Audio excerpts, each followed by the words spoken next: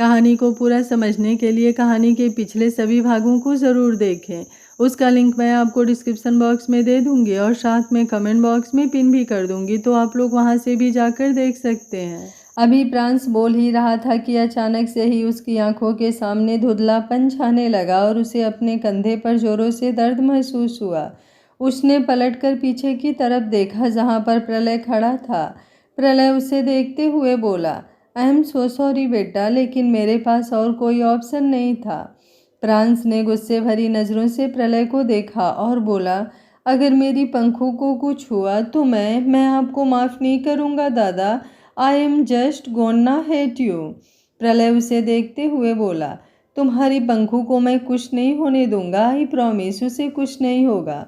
ये बोलते हुए उसने उसे पूरी तरह से संभाल लिया था, लेकिन प्रांस को संभालना जैसे प्रलय के लिए भी आसान नहीं था। तंस जल्दी से आगे की तरफ आया और वो दोनों प्रांस को दूसरे वार्ड में लेकर गए।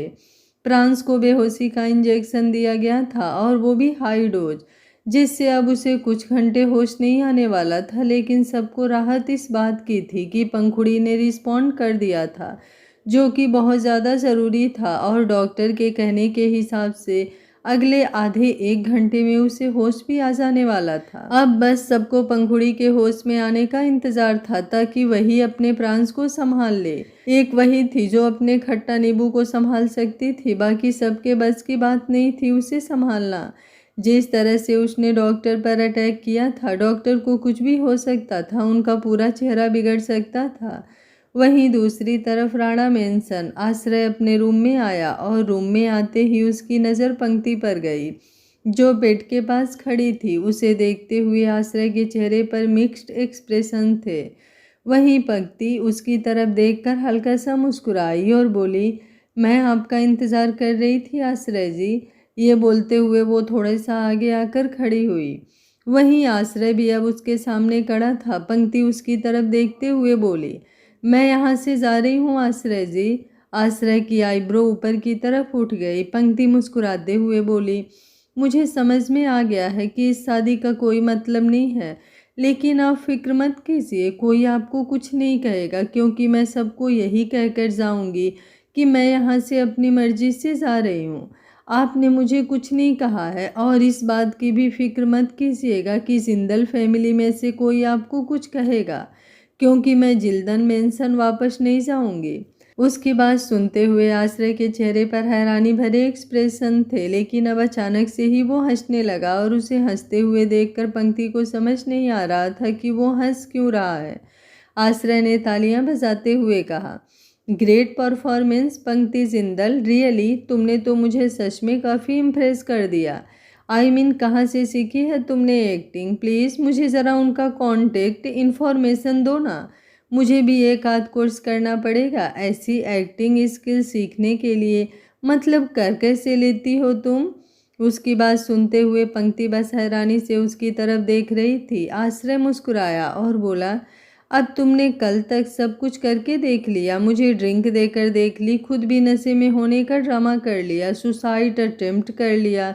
आश्रय के मुंह से सुसाइड अटेम्प्ट वाली बात सुनकर पंक्ति ने अपना चेहरा झुका लिया। आश्रय तुरंत बोला, क्या हुआ, इतना शर्मा क्यों रही हो? जो किया है उस पर शर्मा रही है तुम्हें, या फिर ये एक ड्रामा है कि मैं ये सब बातें सुनकर तुम्हारी फिक्र करूं, तुम्हारे पास आऊं? पर पहले ये बताओ कि वो सुसाइड अटेम्प्ट सिर्फ अटेम्प्ट ही क्यों रहा? आई मीन प्रॉब्लम कहाँ आई? किसने देख लिया था तुम्हें? तुम्हारे भाई ने, तुम्हारी बहन ने, या फिर किसी और ने? और ये क्या बात हुई? तुमने मुझे इस बारे में क्यों नहीं बताया? इंतज़ार कर रही थी सही मौके का।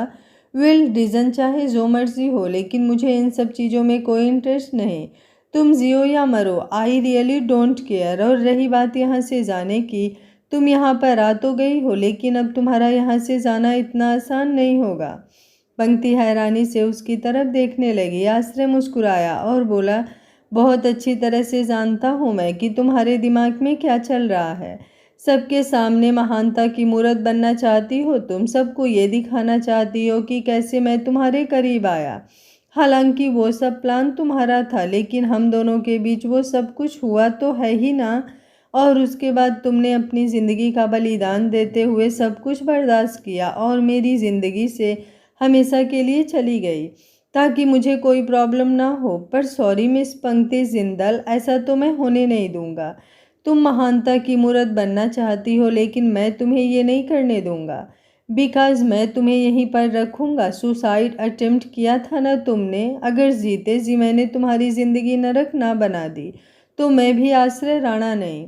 मुझसे ज़रा सी भी तरस और दया की उम्मीद मत करना। बिकॉज जब मैं किसी इंसान के लिए फ़िक्र जताता हूँ तो हद से ज़्यादा जताता हूँ, लेकिन अगर मुझे किसी से नफ़रत होती है ना तो वो भी हद से ज़्यादा होती है। सो सिंपैथी कार्ड तो यहाँ पर मत ही खेलना। पंक्ति की आंखों में आंसू आ गए। वो तुरंत बोली, मैंने ये सब महान बनने के लिए नहीं किया था आश्रय जी। मैं सच में चाहती हूँ कि आप अपनी ज़िंदगी खुशी से। आश्रय उसकी बात बीच में ही काट कर बोला, अगर तुम सच में मेरी खुशियाँ चाहती, मेरी ज़िंदगी बर्बाद नहीं करना चाहती, तो ये सब तुम शादी से पहले करती। लेकिन शादी से पहले तुमने क्या किया? सुसाइड अटेम्प्ट, ताकि तुम्हें और ज़्यादा सिंपैथी मिले। तुम्हारे घर वाले मुझ पर प्रेशर डालें तुमसे शादी करने का। लेकिन मैंने तो पहले ही हाँ बोल दिया था। आई मीन मॉम ने ज़बरदस्ती बुलवा लिया था। पर शादी तो हो रही थी ना तुम्हारी मुझसे, तो तुम्हें ये सब करने की ज़रूरत ही नहीं थी। पर अब जब तुमने कर दिया है तो फिर मेरी तरफ से भी देख लो कि मैं क्या करता हूँ। ये बोलते हुए उसके चेहरे पर काफ़ी सर्द एक्सप्रेशंस थे। वो सामने कैबिनेट की तरफ आया और वहाँ से एक फाइल लेकर बाहर की तरफ जाते हुए अचानक से रुका और फिर पंक्ति की तरफ देखते हुए बोला, लोग जब अपनी बीवियों को घर पर लाते हैं तो कहते हैं कि मेरी ज़िंदगी में तुम्हारा वेलकम है। सॉरी, ऐसा तो मैंने कुछ नहीं कहा, लेकिन अब कहता हूँ तुम्हारी ज़िंदगी मैं नर्क बना दूंगा Miss Pankti Jindal. Just wait and watch. ये बोलकर वो तुरंत बाहर की तरफ चला गया और पंक्ति बस उसे जाते देखती रह गई। वहीं दूसरी तरफ हॉस्पिटल में पंखुड़ी बेड पर लेटी हुई थी कि तभी उसके हाथों में थोड़ी सी हलचल हुई और उसकी पलकें फड़फड़ाने लगी। सृष्टि और श्वेता जी दोनों उसके सामने ही बैठी थीं। जैसे ही सृष्टि की नज़र पंखुड़ी पर गई, वो तुरंत अपनी जगह से उठकर उसके पास आई और उसने पंखुड़ी के गाल पर अपना हाथ रख लिया। सृष्टि ने अपना हाथ पंखुड़ी के गाल पर रखा था और पंखुड़ी की आंखें पूरी तरह से खुल चुकी थी। उसकी आंखें एकदम येलो नजर आ रही थी। कमजोरी और लंबी बेहोशी के बाद उसकी आंखों के नीचे स्वेलिंग भी बहुत ज़्यादा हो चुकी थी। वहीं पंखुड़ी एकटक नज़रों से सृष्टि की ओर देख रही थी और फिर अचानक ही उसकी आंखों में नमी तैरने लगी। वो सृष्टि का दिल धक सा रह गया। वो झट से बोली, प्लीज़ प्लीज़ रोना मत पंखु, रोते नहीं हैं। पहले ही हालत ख़राब है तुम्हारी और ऊपर से रोगी तो और ज़्यादा तकलीफ़ होगी बच्चा। पंखुड़ी उसकी तरफ देखते हुए रोकर बोली, आप कौन हैं? सृष्टि उसके सवाल से एकदम चौंक गई। उसे समझ नहीं आ रहा था कि पंखुड़ी ऐसा सवाल क्यों कर रही है। पंखुड़ी ने एक बार फिर से कहा, मैं आपको नहीं जानती, आप कौन हैं? सृष्टि की धड़कनें कम होती जा रही थी। वहीं श्वेता जी दूसरी तरफ से उसके चेहरे पर अपना हाथ रखकर बोली, क्या हुआ पंखुड़ी बेटा, तुम्हें कुछ याद नहीं आ रहा क्या? तुम पंखुड़ी और मैं तुम्हारी मॉम। पंखुड़ी ने अब उनकी तरफ देखा और बोली, जानती हूँ मॉम, आप मेरी मॉम हैं जो मुझसे बहुत प्यार करती हैं और मैं आपकी पंखुड़ी जो आपको भी बहुत प्यार करती हूँ। लेकिन ये कौन है? इन्हें मैं नहीं जानती।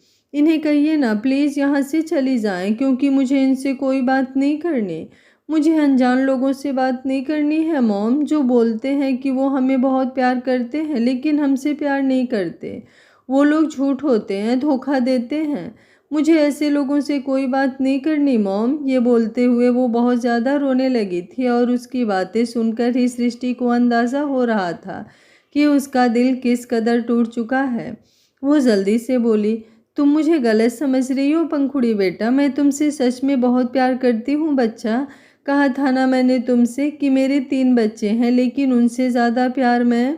पंखुड़ी ने अपना चेहरा दूसरी तरफ घुमाया और अपनी मॉम की तरफ देखते हुए बोली, प्लीज़ इनसे कहिए ना मॉम ये यहाँ से चली जाएं, मुझे इनसे कोई बात नहीं करनी, मेरा सिर दर्द हो रहा है। ये बोलते हुए उसकी आवाज़ चोक होने लगी थी। उसे यूं देखकर सृष्टि ने झट से अपना हाथ उस पर से हटाया और बोली, ठीक है तुम्हें मुझसे बात नहीं करनी ना, मत करो, लेकिन प्लीज़ रोना बंद करो पंखुड़ी। पहले ही रो रो कर अपनी आंखों का हाल तुमने बिल्कुल ख़राब कर लिया है और ऊपर से इतनी लंबी बेहोशी, अगर तुम्हें कुछ हो गया तो। अभी वो बोल ही रही थी कि पंखुड़ी ने अपना कांपता हुआ हाथ ऊपर की तरफ उठाया और अपने कान पर हाथ रख लिया, जैसे वो सृष्टि की बात सुनना भी नहीं चाहती। सृष्टि बस उसकी तरफ देखती ही रह गई। उसे समझ नहीं आ रहा था कि पंखुड़ी से क्या कहे, उसे कैसे यकीन दिलाए कि उसने पंखुड़ी को कोई धोखा नहीं दिया, कोई झूठ नहीं बोला है। पंखुड़ी उसकी बात सुनने को तैयार ही नहीं थी, और अगर वो कुछ कहती तो ऐसे में पंखुड़ी और ज़्यादा रोती और रोने से उसकी हालत और ज़्यादा खराब होती। इसलिए सृष्टि बस उसके पीछे की तरह हटी और फिर तुरंत भागते हुए बाहर की तरफ चली गई। उसके जाने के बाद भी पंखुड़ी का रोना बंद नहीं हुआ था, लेकिन श्वेता जी जैसे तैसे उसे संभाल रही थी। वहीं सृष्टि जब रोते हुए वार्ड से बाहर आई तो बाहर खड़ा तंस एकदम शॉक्ड रह गया। वो जल्दी से सृष्टि के आगे जाकर उसका रास्ता रोकते हुए बोला, क्या क्या हुआ मामी, आप ठीक तो है ना? सृष्टि उसके सीने से लग गई और भी ज़्यादा रोने लगी।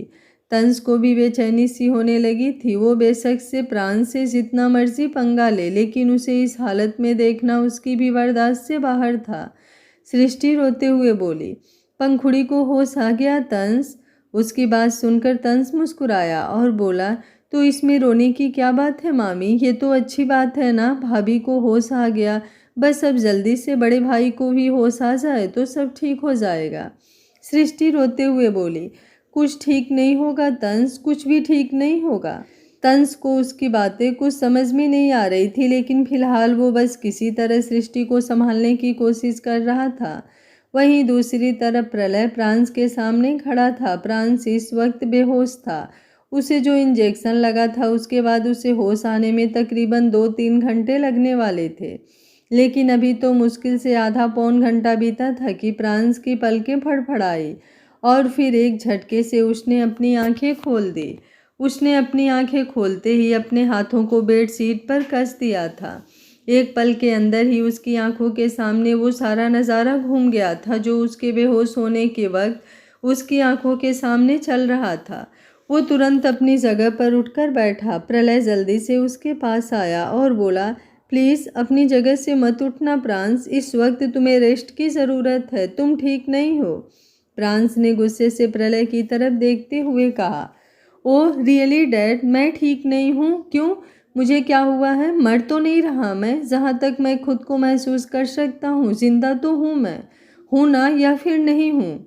उसकी बात सुनते हुए प्रलय हैरान था, क्योंकि प्रांस बेशक से कितना ही वियर्ड बिहेव क्यों ना करे, लेकिन इस तरह से बिहेव वो कभी नहीं करता था। हाँ, उसने प्रांस के साथ गलत किया था, लेकिन जिस तरह से वो बिहेव कर रहा था वो भी अजीब था। प्रांस तुरंत अपनी जगह से उठा। उसने अपने हाथ में लगी हुई ड्रिप निकाल दी थी। कल रात से ही वो यूं ही अपनी जगह पर खड़ा था, ना कुछ खा रहा था ना कुछ पी रहा था, तो वीकनेस ना आ जाए ये सोचकर डॉक्टर ने ड्रिप लगा दी थी। लेकिन अब वो ड्रिप नीचे गिरी हुई थी और प्रांस वार्ड में से जा चुका था। प्रलय की हिम्मत ही नहीं हुई उसे रोकने की, लेकिन वो अब उसके पीछे पीछे बाहर की तरफ आया। उसने प्रांस की तरफ देखा जो पंखुड़ी के वार्ड के अंदर जा चुका था, लेकिन वार्ड के बाहर ही सृष्टि तंस के सीने से लगकर खड़ी थी।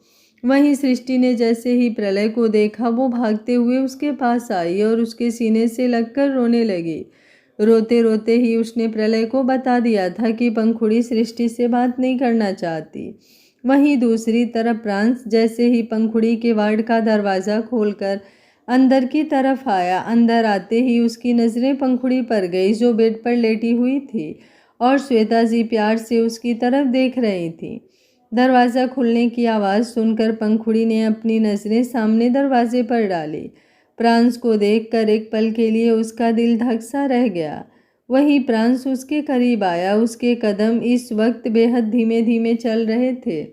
वो पंखुड़ी के बिल्कुल करीब आकर उसके गाल को छूने लगा, लेकिन पंखुड़ी ने झट से अपना चेहरा दूसरी तरफ घुमा लिया और अपनी मॉम की तरफ देखते हुए बोली, मुझे अनजान लोगों से ना ही कोई बात करनी है और ना ही उन्हें अपने सामने देखना है मॉम। अगर कोई अनजान मुझसे बात करने के लिए, मुझसे मिलने के लिए यहाँ पर आए तो उससे कह दीजिएगा आप मॉम कि मुझे उनसे कोई बात नहीं करनी। उसकी बात सुनकर प्रांस उसकी तरफ देखता ही रह गया। वो कुछ पल रुककर बोला, तुम कहना क्या चाहती हो पंखुड़ी? तुम मुझसे बात नहीं करना चाहती? मेरी तरफ देखना भी नहीं चाहती? पंखुड़ी अपनी मॉम की तरफ देखते हुए बोली, मुझे अनजान लोगों की आवाज़ अपने कानों में चुभ रही है मॉम, प्लीज़ उन्हें कहिए ना वो बजाएं यहाँ से। मुझे उनका चेहरा भी नहीं देखना। उनसे बात करना तो दूर की बात, धोखेबाज लोग, झूठे लोग प्यार करने का दिखावा करते हैं लेकिन प्यार नहीं करते, बस अपनी ज़िद पूरी करते हैं। नहीं चाहिए ऐसे लोग मुझे अपनी ज़िंदगी में। ये बोलते हुए वो रोने लगी थी। प्रांस तो एकदम ठगा हुआ सा महसूस हो रहा था। उसने एक बार फिर से पंखुड़ी का गाल छूना चाहा, लेकिन उसका हाथ पंखुड़ी के गाल को लगता उससे पहले ही श्वेता जी बोल पड़ी, जब वो एक बार कह रही है कि उसे तुमसे बात नहीं करनी। प्रांस, तो तुम क्यों जिद कर रहे हो? हालत तो देखो उसकी, क्यों उसके पीछे पड़े हुए हो तुम? उनकी बात सुनकर प्रांस व्यंग से मुस्कुराया और बोला, पंखुड़ी की हालत तो मुझे भी दिखाई दे रही है, लेकिन मेरा क्या? मेरे इमोशंस, मेरी फीलिंग्स, मेरा कुछ नहीं। और आप मुझे रोकने वाली कौन होती हैं? मैं अपनी बीवी से बात कर रहा हूँ। आपको हम दोनों के बीच आने की ज़रूरत नहीं है। ये बोलकर अब वो पंखुड़ी की तरफ देखने लगा और उसका गुस्सा देखकर श्वेता जी भी चुप हो गई।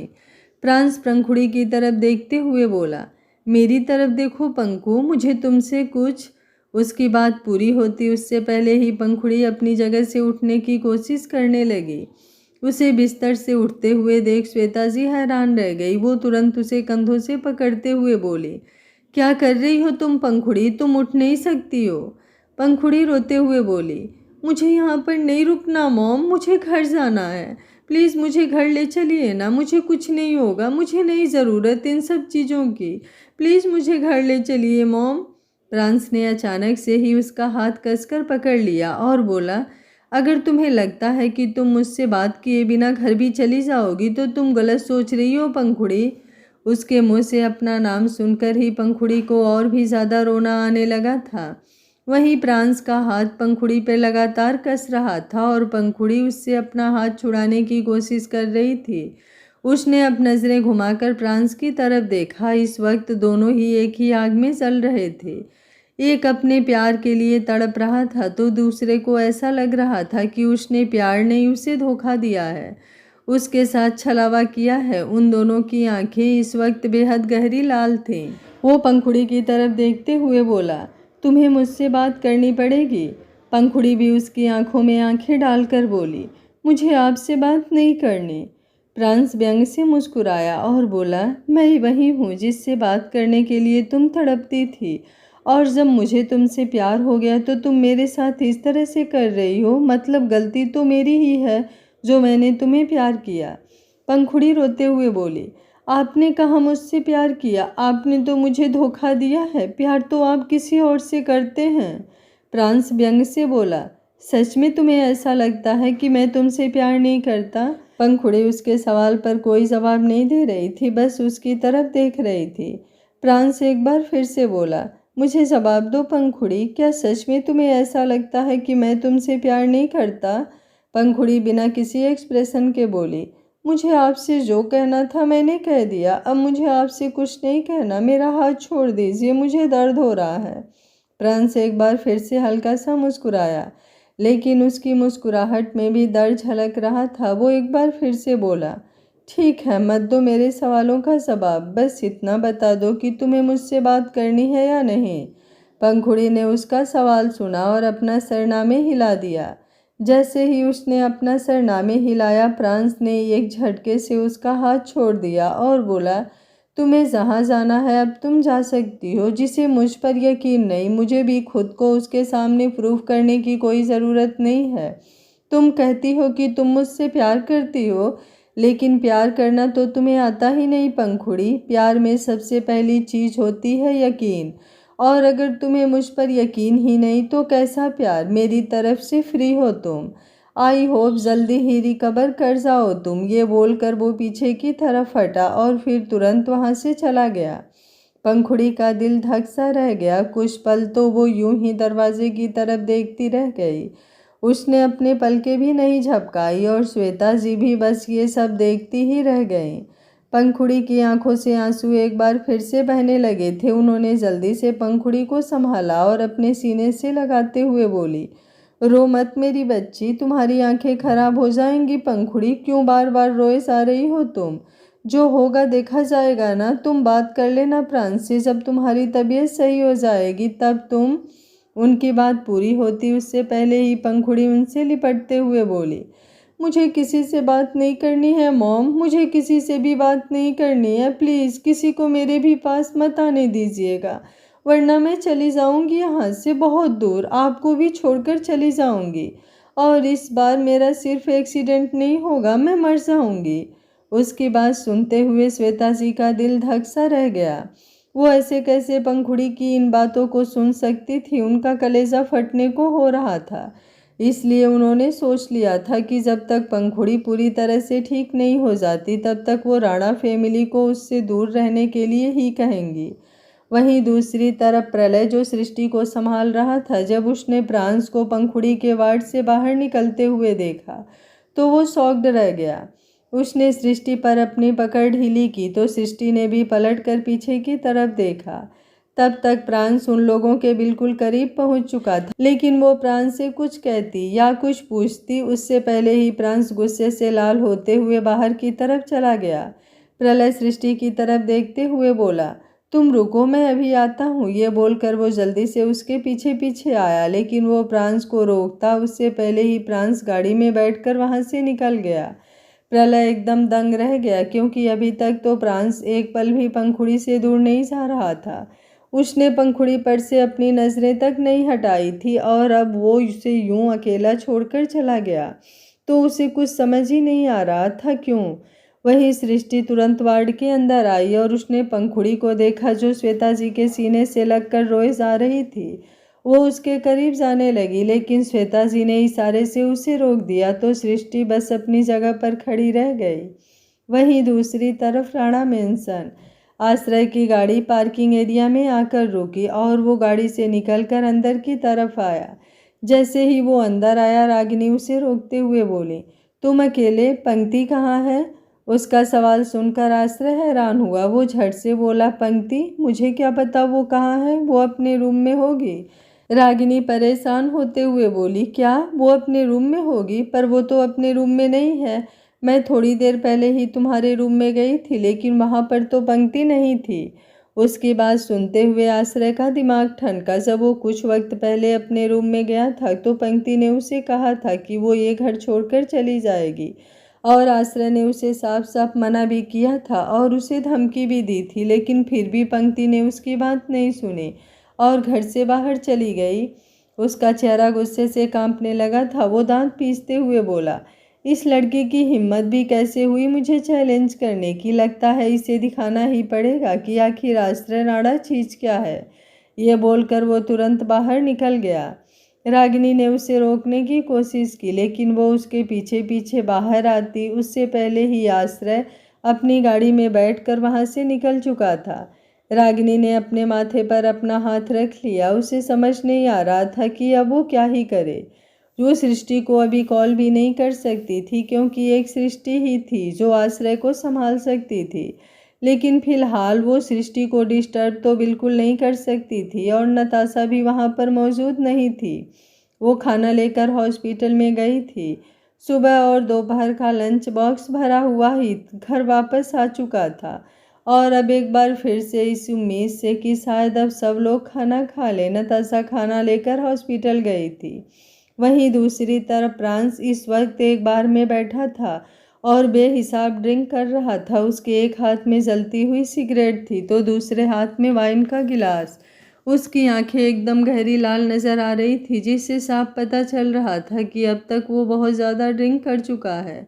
तभी एक लड़की वहां पर आई और जाकर उसके सीने पर अपना हाथ रखते हुए बोली, कब से देख रही हूँ मैं तुम्हें, किसी देवदास की तरह पिए जा रहे हो। तुम्हारा चेहरा बता रहा है कि तुम्हें गुस्सा आ रहा है। क्या बात है? तुम्हारी गर्लफ्रेंड ने तुम्हें धोखा दिया या फिर शादीशुदा हो? कहीं तुम्हारी बीवी किसी और के साथ भाग तो नहीं गई? अभी वो लड़की बोल ही रही थी कि एक जोरदार थप्पड़ प्रांस ने उसके गाल पर सर दिया और अगले ही पल वो लड़की सीधा ज़मीन पर जाकर गिरी। वो लड़की दर्द से चिल्ला उठी। वहीं प्रांस अपनी जगह से उठा और अपने हाथ में पकड़ा हुआ वाइन का गिलास लेकर उस लड़की की तरफ आया और बोला, अपनी औकात में रहकर बात किया करो, ना जान ना पहचान, आकर मेरे मुंह लग रही हो। आइंदा कभी मेरे सामने ऐसी घटिया बकवास की तो मुंह तोड़ दूंगा। ये बोलकर उसने अपने हाथ में पकड़े हुए गिलास को उस लड़की की तरफ टेढ़ा किया तो उसमें रखी सारी वाइन सीधा उस लड़की के चेहरे पर जाकर गिरी। दूसरे ही पल प्रांस ने वो गिलास नीचे ज़मीन पर पटका और फिर अपनी पॉकेट से नोटों का एक बंडल निकालकर काउंटर पर रख कर वहाँ से बाहर निकल गया। वो लड़की बस उसे देखती रह गई। वहीं दूसरी तरफ प्रांस इस वक्त अपनी गाड़ी ड्राइव कर रहा था। उसकी आंखें बार बार बंद हो रही थी। कल पूरी रात वो सोया नहीं था और अब एक तो डॉक्टर ने उसे बेहोशी के इंजेक्शन लगा रखे थे और दूसरा उसकी आंखें भारी होती जा रही थी। वो किसी तरह अपनी आंखों को खोलने की कोशिश कर रहा था, लेकिन अब उसकी आंखें दर्द होने लगी थी। अचानक उसकी नज़र सामने से आ रहे ट्रक पर गई, जिसकी स्पीड बहुत ज़्यादा थी। उस ट्रक को देखते हुए उसकी आंखों के सामने वो पल घूमने लगा जब उसने जानबूझकर अपना एक्सीडेंट करवाया था। उसकी सांसें थोड़ी फूलने लगी थी। अगले ही पल उसने भी अपनी गाड़ी की स्पीड तेज की और सीधा उस ट्रक की तरफ बढ़ा दी। कुछ ही देर बाद वहां पर जोरों से एक आवाज़ आई और अगले ही पल जैसे सब कुछ शांत हो गया। वहीं दूसरी तरफ पंखुड़ी अपने वार्ड में थी और सोने की कोशिश कर रही थी, लेकिन अचानक ही उसे हद से ज़्यादा बेचैनी महसूस होने लगी। वो अपनी जगह से उठने की कोशिश करने लगी तो श्वेता जी उसे रोकते हुए बोली, अब क्या हुआ? अब क्यों अपनी जगह से उठ रही हो तुम अभी चलने फिरने की हालत में नहीं हो पंखुड़ी। पंखुड़ी बेचैन होते हुए बोली, पता नहीं क्यों मॉम, लेकिन बहुत अजीब सा फील हो रहा है। श्वेता जी ने उसे अपने सीने से लगाया और बोली, कुछ भी अजीब नहीं है, सब कुछ ठीक है, बस तुम आराम करो। आराम करना तुम्हारे लिए बहुत ज़रूरी है पंखुड़ी। अगर तुम्हें जल्दी से ठीक होना है, घर जाना है तो, वरना तो हम हॉस्पिटल में ही रह जाएंगे। पंखुड़ी तुरंत बोली, नहीं मॉम, मुझे यहाँ नहीं रहना, मुझे बस जल्दी से घर जाना है। श्वेता जी उसका सिर सहलाते हुए बोले, बस फिर तुम आराम करो, 2-3 दिन में ही हम घर चलेंगे। उनकी बात सुनते हुए पंखुड़ी ने चुपचाप अपनी आंखें बंद कर ली। नींद तो उसे नहीं आ रही थी, लेकिन फिर भी उसे सोना था क्योंकि बार बार उसे प्रांस की याद आ रही थी। हालांकि उसने खुद ही कहा था प्रांस को उसे छोड़कर जाने के लिए, लेकिन उसे बुरा भी लग रहा था कि प्रांस उसे छोड़कर क्यों चला गया। अगर वो सच में उससे प्यार करता तो उसे छोड़कर बिल्कुल नहीं जाता। अब पंखुड़ी को और भी ज़्यादा लगने लगा था कि प्रांस उससे नहीं बल्कि जिया से प्यार करता है, या फिर रीवा से। वो खुद नहीं जानती थी कि प्रांस के दिल में क्या है और क्या नहीं, लेकिन इन सब बातों को याद करते हुए उसे इस वक्त बेहद तकलीफ महसूस हो रही थी। कुछ ही देर में वो गहरी नींद में चली गई। डॉक्टर ने उसे जो दवाइयाँ दी थी वो बहुत हैवी थी। उसके सोने के बाद अब श्वेता जी बाहर की तरफ आई। सृष्टि, प्रलय और नताशा तीनों बाहर ही मौजूद थे। मिस्टर ग्रोवर इस वक्त ग्रोवर मेंशन में थे क्योंकि उनकी खुद की हालत ठीक नहीं थी। वो पहले ही हार्ट पेशेंट थे, इसलिए श्वेता जी ने ज्योत्सना को उनका ख्याल रखने को बोल दिया था। श्वेता जी को देखते ही सृष्टि तुरंत अपनी जगह से उठी और बोली, कैसी कैसी है पंखुड़ी? वो ठीक तो है ना? वो चुप हो गई ना? अब रो तो नहीं रही है वो? श्वेता जी मायूसी से बोली, फिलहाल के लिए तो मैंने उसे चुप करवा दिया है, लेकिन वो ठीक नहीं है सृष्टि जी। मुझे नहीं लगता वो अब राणा मेंशन जाना चाहती है या फिर आप लोगों में से किसी से भी बात करना चाहती है। मैं जानती हूँ इस वक्त जो भी हो रहा है इसमें गलती किसी की भी नहीं है, लेकिन अब आप लोगों ने अगर उससे झूठ बोला है तो उसे तकलीफ तो होगी ही। आप प्लीज़ उसे थोड़ा वक्त दीजिए ताकि वो खुद को संभाल ले। वो जितना आप लोगों को देखेगी उतना ही उसे तकलीफ होगी, इसलिए मैं आपसे रिक्वेस्ट करती हूँ कि आप लोग यहाँ से चले जाइए। सृष्टि गुस्से से बोली, बिल्कुल भी नहीं। माना पंखुड़ी इस वक्त हमसे नाराज़ है, लेकिन इसका मतलब ये नहीं कि हमारा उसके साथ कोई रिश्ता नहीं है। हम यहाँ से कहीं नहीं जाएंगे। श्वेता जी तुरंत बोली, मैंने ऐसा कब कहा कि आपका पंखुड़ी से कोई रिश्ता?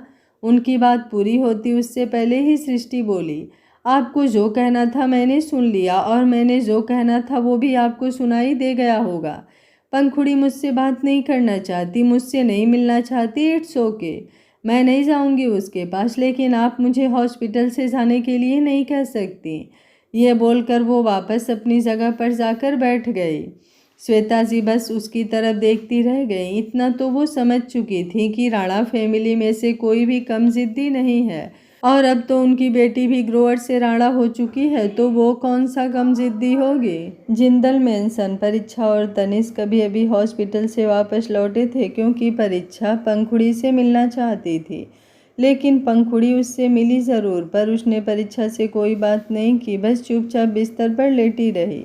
हाँ, परीक्षा को उसने खुद से दूर जाने के लिए नहीं कहा और ना ही उससे कोई शिकायत की, लेकिन वो उससे बात भी नहीं कर रही थी।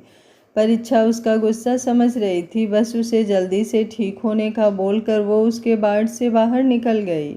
बाहर आकर वो सृष्टि के साथ वक्त बिताना चाहती थी।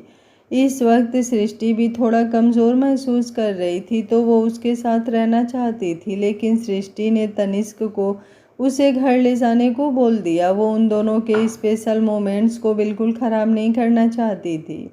अभी एक दिन पहले ही उनकी शादी हुई थी और सृष्टि ये बिल्कुल नहीं चाहती थी कि शादी के बाद परीक्षा को ऐसी सिचुएशन में रहना पड़े। तनिष्क उसे जिंदल मेंशन वापस ले आया था और तभी दरवाजे पर कदमों की आहट हुई। तनिष्क ने पलटकर पीछे की तरफ देखा तो उसकी नज़र आश्रय पर गई, जो तेज कदमों से अंदर की तरफ आ रहा था। आश्रय को देखते ही परीक्षा मुस्कुराई और झट से भागकर उसके सीने से लग गई। आश्रय ने भी उसकी पीठ पर अपना हाथ रख दिया। उसकी नज़रें इधर उधर घूम रही थी। वो यहाँ पर यह पता लगाने के लिए आया था कि पंक्ति यहाँ आई है या नहीं। हालांकि उसे पंक्ति की बातें याद थी। आज शाम को ही उसने आश्रय से कहा था कि वो ना ही राणा मेंशन रहेगी और ना ही जिंदल मेंशन वापस जाएगी, पर फिर भी आश्रय कन्फर्म होना चाहता था। तनिष्क भी आश्रय की तरफ आया और तभी पीछे से रीवा भी हल्का सा मुस्कुराते हुए उन लोगों के सामने आकर खड़ी हुई। वो आश्रय की तरफ देखते हुए बोली, मुझे मिसेज पंखुड़ी के बारे में पता चला। वेल, उनसे मिलने तो नहीं जा पाई, लेकिन वो ठीक तो है ना? आश्रय ने अपना सिर हाँ में हिलाया। रीवा हल्का सा मुस्कुराते हुए बोली, मिस्टर आश्रय, आप अकेले यहाँ पर? मेरा मतलब है पंक्ति आपके साथ नहीं आई? उसकी बात सुनकर आश्रय को वो कन्फर्मेशन मिल चुकी थी जो वो यहाँ पर लेने के लिए आया था। वो गहरी सांस लेकर बोला, नहीं, वो मेरे साथ नहीं आई। वेल, मैं बस परीक्षा से मिलने आया था, जानने आया था कि वो ठीक तो है ना? परीक्षा ने अपना सिर हाँ में हिलाया और बोली, मुझे पंखुड़ी भाभी की बहुत टेंशन हो रही है भाई, वो जल्दी ठीक तो हो जाएंगी ना? आश्रय ने उसके गाल पर अपना हाथ रखा और बोला, डोंट वरी, तुम जानती हो ना पंखुड़ी भाभी को, सी इज सो स्वीट, और जो लोग दिल के बहुत अच्छे होते हैं उनके साथ कुछ बुरा नहीं होता। तुम अपना ख्याल रखो, मैं फिर तुमसे मिलने आऊँगा। ये बोलकर उसने हल्का सा उसका गाल थपथपाया और वहाँ से चला गया। तनिष्क को तो समझ नहीं आया कि आश्रय वहाँ पर आया किस लिए था। उसे अजीब तो लगा, लेकिन वो ऐसे ही आश्रय पर उंगली नहीं उठा सकता था, इसलिए वो चुप ही रहा। पर उसे पंक्ति की टेंशन हो रही थी और वो सोच रहा था कि वो परीक्षा को आराम से सुलाकर पंक्ति को कॉल करेगा। वहीं दूसरी तरफ आश्रय अब अपनी गाड़ी ड्राइव करता हुआ सड़कों पर घूम रहा था। उसे समझ नहीं आ रहा था कि वो पंक्ति को कहाँ ढूंढे। वो पंक्ति की किसी फ्रेंड के बारे में भी नहीं जानता था जिससे वो पंक्ति के बारे में कोई इन्फॉर्मेशन ले सके। तभी अचानक से सीट पर रखा हुआ उसका फ़ोन बजा। उसने अपने फ़ोन की तरफ देखा तो उस पर रागिनी चाची लिखा हुआ था। उसने तुरंत कॉल रिसीव किया और बोला, मैं कुछ ही देर में पंक्ति को लेकर घर आ रहा हूँ चाची। उसके बाद पूरी होती उससे पहले ही रागिनी की आवाज़ आई, लेकिन पंक्ति तो घर पर है आश्रय, मैंने बताने के लिए ही तो तुम्हें कॉल किया था। मुझे लगा वो तुम्हारे साथ बाहर गई है, लेकिन वो यहाँ मेरी आंखों के सामने है, टेरिस पर। और वो उनकी बात पूरी होती उससे पहले ही आश्रय गुस्से से बोला, मुझे समझ में नहीं आता आखिर ये लड़की मुझसे चाहती क्या है। आप बस मुझे 5 मिनट दीजिए चाची, मैं 5 मिनट में घर पहुँच रहा हूँ। ये बोलकर उसने कॉल डिस्कनेक्ट किया और तुरंत गाड़ी घर की तरफ बढ़ा दी। 5 मिनट के अंदर ही वो घर पहुंच चुका था। गाड़ी से निकलते ही वो तेज कदमों के साथ सीधा टेरिस पर आया। आते ही उसकी नज़र रागिनी पर गई जो सामने खड़ी थी। वो गुस्से से कांपता हुआ आगे की तरफ आया और बोला, अब मैं इस लड़की को छोड़ूंगा नहीं। ये बोलते हुए वो एकदम से चुप हो गया था जब उसकी नज़र सामने पंक्ति पर गई जो नीचे ज़मीन पर बैठी बैठी सो रही थी। उसने अपनी पीठ को पीछे दीवार से लगाया हुआ था। उसे यूं सोते हुए देख एक पल के लिए आश्रय की भी आईब्रो ऊपर की तरफ उठ गई थी। रागिनी ने तुरंत उसके कंधे पर अपना हाथ रखा और बोली, शांत हो जाओ आश्रय, इतना गुस्सा भी सही नहीं होता। मुझे लगता है ये जो यहाँ पर आकर सोई है ना, वो सब भी तुम्हारे गुस्से की बदौलत ही है। उसके चेहरे पर देखो कैसे आंसुओं के निशान है, साफ पता चल रहा है वो रोते रोते सोई है। आश्रय गुस्से से बोला, बेशक से रोते रोते सोई है या हंसते हंसते सोई है, आई जस्ट डोंट केयर, लेकिन इसकी वजह से मैं तो परेशान हो रहा हूँ ना। ये खुद तो सुकून से सोई है, लेकिन मेरा सुकून, चैन इसने सब कुछ छीन लिया है। ये बोलकर वो गुस्से से पंक्ति की तरफ बढ़ गया और अगले ही पल उसने उसे कंधे से पकड़कर जोर से ऊपर की तरफ उठाया तो पंक्ति एकदम से हड़बड़ा गई। उसने तुरंत अपनी आंखें खोली और डर से बुरी तरह कांपने लगी। आश्रय उसकी तरफ देखते हुए बोला, ऐसे काम ही क्यों कर रही हो तुम कि तुम्हें डर लगे, और डरती भी ऐसे हो कि जैसे मैं तो तुम्हें खा ही जाऊंगा। और ये क्या हरकत है तुम्हारी? हाँ, तुम्हारी हिम्मत भी कैसे हुई मेरे साथ इस तरह का प्रैंक करने की? पंक्ति हैरानी से उसकी तरफ देख रही थी। उसने तो उसके साथ कोई प्रैंक नहीं किया था। आश्रय गुस्से से बोला, मैंने मना किया था ना तुम्हें कि कोई फालतू की हरकत मत करना, लेकिन तुम फिर भी नहीं मानी। तुम देखना चाहती थी कि तुम्हें घर पर ना पाकर मैं क्या करूँगा। तुम्हें ढूंढना चाहूँगा, तुम्हारे लिए तड़पूंगा, यही सब देखना चाहती थी ना तुम? पंक्ति ने अपना चेहरा ना में हिलाया। आश्रय हल्का सा मुस्कुराया और बोला, वैसे मानना पड़ेगा दिमाग बहुत चला लेती हो तुम। कभी सोचा नहीं था कि छोटी सी हाइट और नाजुक सी इस लड़की का दिमाग कितना ज़्यादा चलता होगा। रागिनी आश्रय की तरफ देखते हुए बोली, मुझे लगता है पहले हमें नीचे चलना चाहिए आश्रय, और गुस्सा करने से कुछ नहीं होगा, समझने की कोशिश करो। पंक्ति ऐसी इंसान नहीं है जैसा तुम। उसकी बात पूरी होती उससे पहले ही आश्रय बोला, मैं आपसे रिक्वेस्ट करता हूँ रागिनी चाची कि आप हम दोनों के मैटर से दूर रहें। मैं आपकी बहुत रिस्पेक्ट करता हूँ, इसलिए आपसे ना ही कोई बदतमीज़ी करना चाहता हूँ और ना ही आपकी डिसरिस्पेक्ट करना चाहता हूँ। इसे कैसे हैंडल करना है ये मैं बहुत अच्छी तरह से जानता हूँ। ये बोलकर उसने पंक्ति का हाथ कसकर पकड़ लिया और उसे नीचे की तरफ लेकर बढ़ गया। रागिनी बस उसे जाते देखती रह गई। पहले वो प्रांस का गुस्सा देखती थी और अब वो आश्रय का गुस्सा देख रही थी। वहीं आश्रय उसे लेकर नीचे की तरफ आया और सीधा अपने रूम की बालकनी की तरफ बढ़ गया। उसने उसे एक झटके के साथ बालकनी में धक्का दिया और उसे देखकर व्यंग से बोला, खुली हवा में सोने का मन था ना तुम्हारा, पर सॉरी, अब तुम्हारी ये ख्वाहिश तो मैं नहीं पूरी कर पाया, लेकिन जो है सो यही है। आई होप तुम्हें यहाँ पर अच्छे से नींद आएगी। ये बोलकर कुछ पल वो उसे देखता रहा और फिर जोर से बालकनी का दरवाज़ा बंद कर आकर खुद बेड पर बैठ गया। पंक्ति बस उसकी तरफ देखती रह गई। उसकी आंखों से आंसू बहने लगे थे। टॉर्चर तो उसे रीवा भी बहुत करती थी और शादी के बाद यहाँ पर भी बस उसे टॉर्चर ही मिल रहा था। उसे अब ऐसा लग रहा था जैसे वो सच में बहुत बुरी किस्मत लेकर इस दुनिया में आई है और उसकी किस्मत कभी सही नहीं हो सकती। वो चुपचाप यूं ही नीचे ज़मीन पर बैठ गई और अपने घुटनों को इकट्ठा कर खुद में ही सिमटने लगी। एक बार भी उसने आश्रय से कुछ नहीं कहा था, क्योंकि वो जानती थी वो बेशक से चिल्ला ले, शोर मचा ले, लेकिन ना ही वो खुद को इनोसेंट प्रूव कर सकती है और ना ही दूसरों के सामने कुछ बोल सकती है। हाँ, वो नहीं थी इतनी हिम्मत वाली कि दूसरों से लड़ सके, इसलिए तो वो आज इस हालत में थी। अगर उसके अंदर दूसरों से लड़ने की हिम्मत होती तो वो बचपन से लेकर अब तक इतना सब कुछ बर्दाश्त नहीं करती। खुद में सिमटी हुई वो एक बार फिर से अपनी आंखें बंद करके सो चुकी थी। यही तो किस्मत थी कि वो नीचे ज़मीन पर बैठी भी सुकून से सो गई थी, लेकिन अंदर मखमली बिस्तर पर लेटे हुए आश्रय को भी चैन नहीं था। ना जाने वो कब तक यूं ही बेचैन होता रहा और करवट लेता रहा, पर उसने बालकनी का दरवाज़ा नहीं खोला। पूरी रात पंक्ति यूं ही ठंड में ठिठुरती रही। वहीं दूसरी तरफ हॉस्पिटल में पंखुड़ी पूरी रात बेचैन रही। उसने प्रांस को खुद से दूर कर दिया था, लेकिन चैन उसे भी नहीं था। यूं ही पूरी रात बीत गई और अब सुबह का वक्त। पंखुड़ी की आंखें खुली। वो कल से काफ़ी बेहतर महसूस कर रही थी, लेकिन आंखें खोलते ही उसकी नज़रें जैसे किसी को ढूंढ रही थी। तभी श्वेता जी की आवाज़ उसके कानों में गूंजी।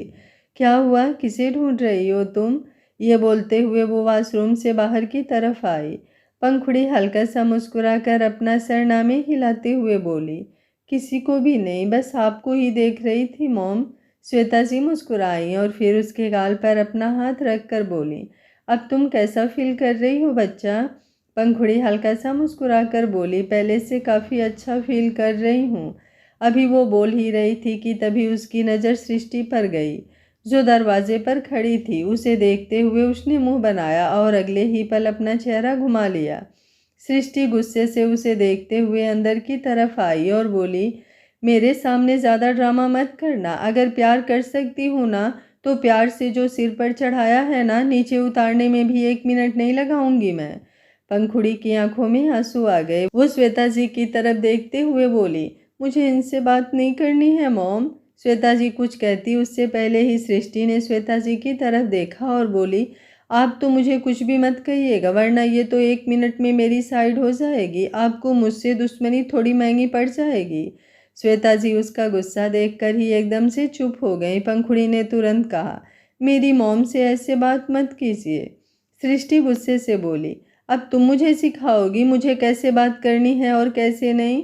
पंखुड़ी एकदम से चुप हो गई। उसे तो वैसे भी सृष्टि के गुस्से की आदत नहीं थी। सृष्टि श्वेता जी की तरफ देखते हुए बोली, साइड हटिए। श्वेता जी तुरंत पीछे की तरफ हट गई। सृष्टि अब आगे की तरफ आई। उसने वहां पर रखे हुए वेट नैपकिन उठाए और उनसे पंखुड़ी का चेहरा साफ करने लगी। अभी वो उठने बैठने की हालत में नहीं थी, इसलिए वॉशरूम में नहीं जा सकती थी।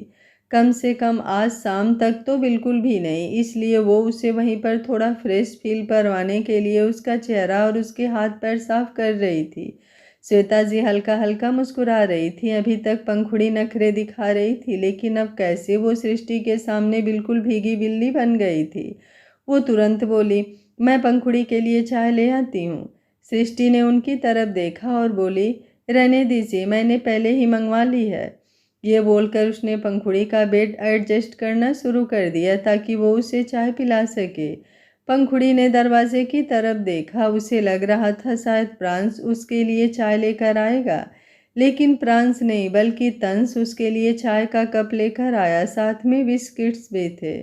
सृष्टि ने तंस से चाय ली और उसमें बिस्किट डिप करने लगी, तो पंखुड़ी झट से उसे रोकते हुए बोली, इसमें मत डिप कीजिए ना, ये डूब जाएगा और फिर मुझसे निकलता नहीं है। उसकी बात सुनकर सृष्टि को हंसी आ रही थी। पंखुड़ी एक बार फिर से बोली, मैंने ब्रश भी नहीं किया।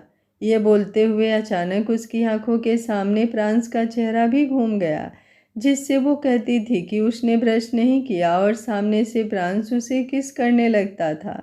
उसकी आंखों में एक बार फिर से नमी तैर गई। कल तो उसने बोल दिया कि वो प्रांस से दूर हो जाएगी, लेकिन अब उसके बिना एक पल भी उसे अच्छा नहीं लग रहा था। आज का पार्ट आप लोगों को कैसा लगा? कमेंट बॉक्स में अपनी राय ज़रूर दीजिएगा। मुझे आप लोगों के कमेंट का इंतज़ार रहेगा।